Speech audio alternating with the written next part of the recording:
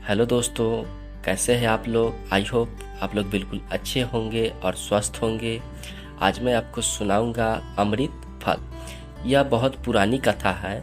एक बार चेन्नई के निवासी रामानुजन ने अपने पुत्र को कुछ रुपए देकर बाजार से फल खरीद लाने को कहा। उन्होंने पुत्र को समझाया कि फल खरीदने में किन किन बातों का ध्यान रखना होगा। बेटा ने सहमति में सिर हिलाया और रुपए लेकर बाजार की ओर चल दिया। बाजार में फलों की कई दुकानें थी। वह निर्णय नहीं कर पा रहा था कि फल कहाँ से खरीदे। कुछ देर बाद जब वह घर लौटा तो उसके पिता यह देखकर हैरान रह गए। वह खाली हाथ ही आया है। रामानुजन ने उससे कहा, बेटे, मैंने तुम्हें फल खरीदने के लिए भेजा था, लेकिन तुम तो ऐसे ही चले आए, फल क्यों नहीं लाए। पिता की बात सुनकर पुत्र बोला, पिताजी, मैं खाली हाथ नहीं आया, बल्कि मैं तो अपने साथ अमृत फल लेकर आया हूँ।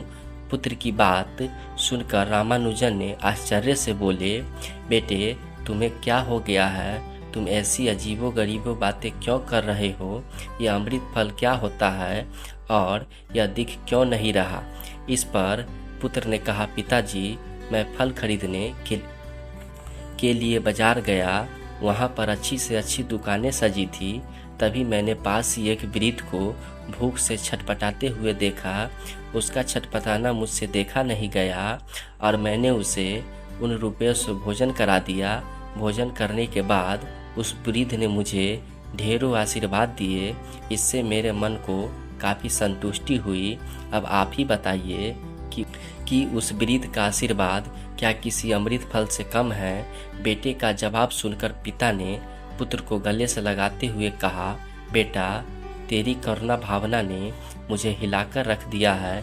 निश्चय ही एक दिन तू मानवता के हित में बहुत बड़ा काम करेगा। पिता की बात सच साबित हुई और वह बालक आगे चलकर एक महान संत के रूप में विख्यात हुआ। धन्यवाद दोस्तों, और ऐसी ही कहानी सुनने के लिए हमारे चैनल को सब्सक्राइब करें दोस्तों। धन्यवाद।